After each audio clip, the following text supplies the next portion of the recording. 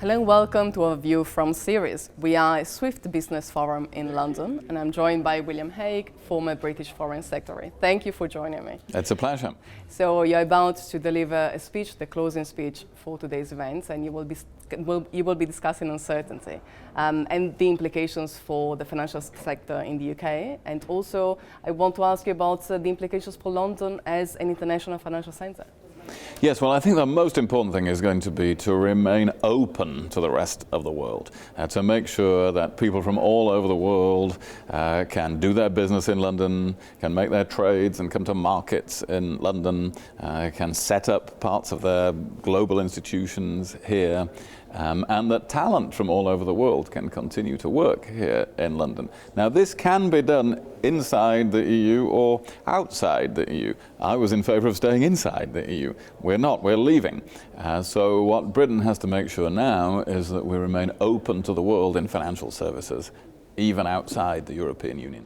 But one thing that businesses around the world definitely dislike is uncertainty. So we are indeed very much in a period where rules will be renegotiated and rediscussed. And also we are living in times where the spirits around the world in terms of internationalization, globalization, international trade are changing. So where would you see London fitting into this new world setting? Well, London will be affected by that uncertainty along with everybody else. The UK government can do its best to minimize that uncertainty by having policy stability. So for instance, the UK says we will have the lowest corporate tax rate in the G20.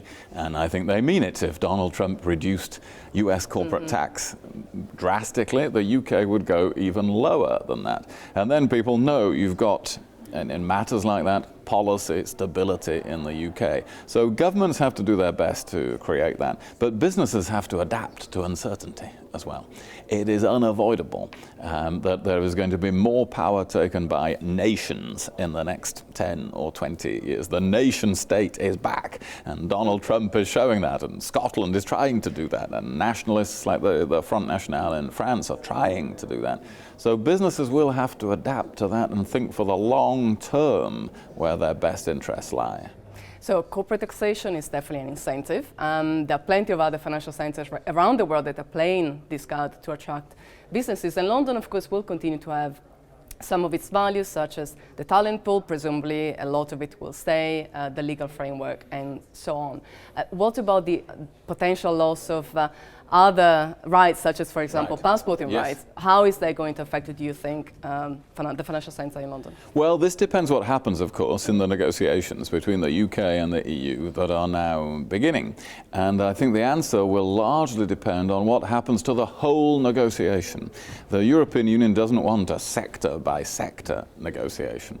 It wants an overall framework, and that's what the UK wants. So there isn't going to be a great deal for financial services and a terrible one for the car industry.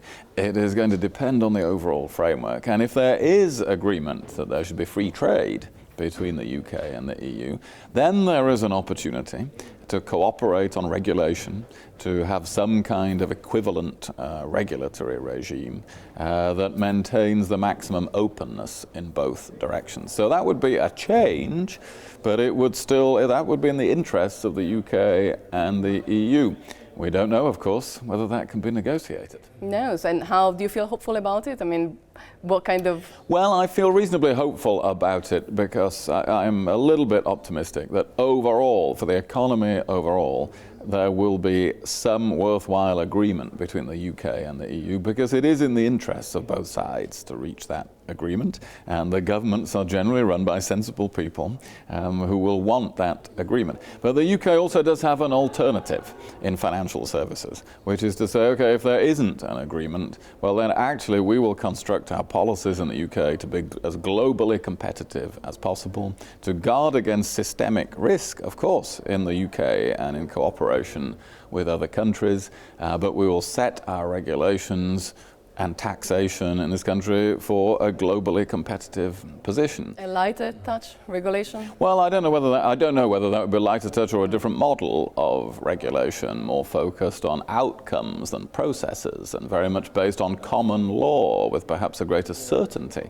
of the effect of regulation. But it would be open to the UK to do things in a different way. So it can go either way now, of close cooperation with the EU if there is a deal overall, or a distinctive UK strategy. And I do believe that financial services in the UK can succeed in either of those scenarios.